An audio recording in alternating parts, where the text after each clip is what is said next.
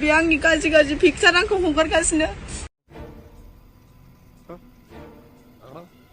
गाज्रि पिक्चार हराबा आंखौ बियो जानो लोंनो सानथि होआमोन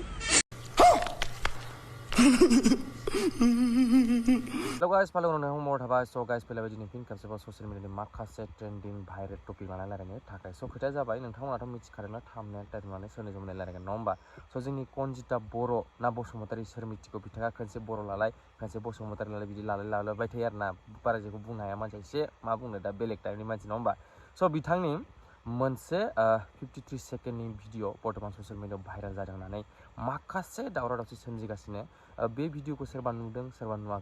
नुवाखै होननायफोरा नुयिफोरा जेनेबा बे फेक होनना बुंदों आरो सोरबा नुनायफोरा बे रियेल सोरबा नुनायफोरा बिदिनो गोसोम माक्सोम होननानै बुहुत माखासे मा होनो ससियेल मिडियायाव शेयार खालामगासिनो आरोना स' खोथाया जाबाय बिथाङा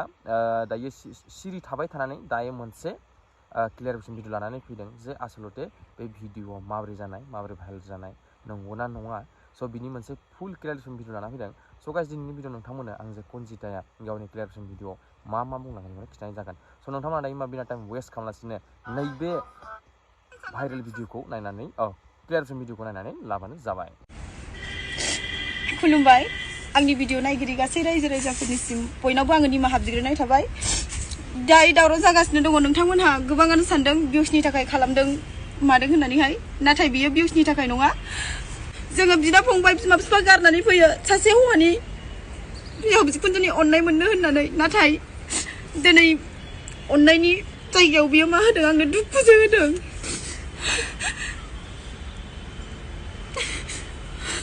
आंनि फेसबुक खुलिनानै बे आंनि गाज्रि गाज्रि पिक्चार आंखौ हगारगासिनो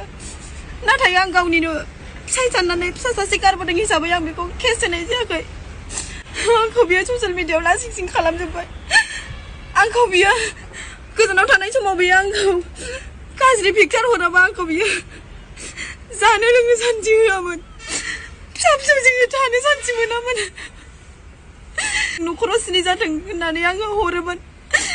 बाबा आंखौ दावराव दावसि जाबा बियो बुसे बुनानै आंखौ दख'ना लंथं खालामनानै बियो भिडिअ खालामनानै लायोमोन आं बे हौवाजों रायजो जानो हानाय नङा आं ओरैबादि जुजिबाय नाथाय आङो बिनि खालामनानै जानाया अभार जाबाय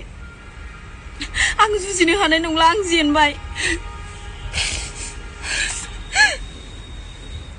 जोबोर नोंथाङा नायखाबायनो जे कनजिताया गावनि क्लियारिफिकेसन भिडिअ मा मावलांगोन नङा होमबा स' बिथांनि बायदिब्ला बेफोर जेसेबांनि भाइरेल भिडिअ सब लांथं फट'फोरानो हक बेफोर गासिबो मा होनो फट' भिडिअफोरखौ बिनि हौवायानो भाइरेल खालामदों होनना बुंदों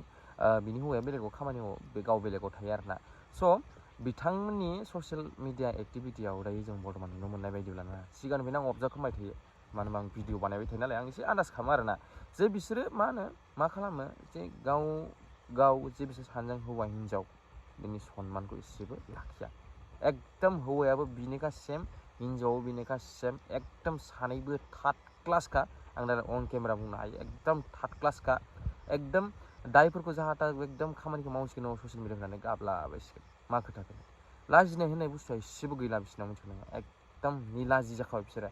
स' गाइस भिडिअ नायसोनोसै नोंथांमोनाव फोजोब्बाय आङो भिडिअ गोसावनो मानो होनबा नोंथांमोना नायखाजोब्बाय मानो मा होननो थांनानै एसे कमेन्टफोराव रायहर मिथिबाय बेसेबांफोरखौ मा जागोन बिसोरजों नङा होमबा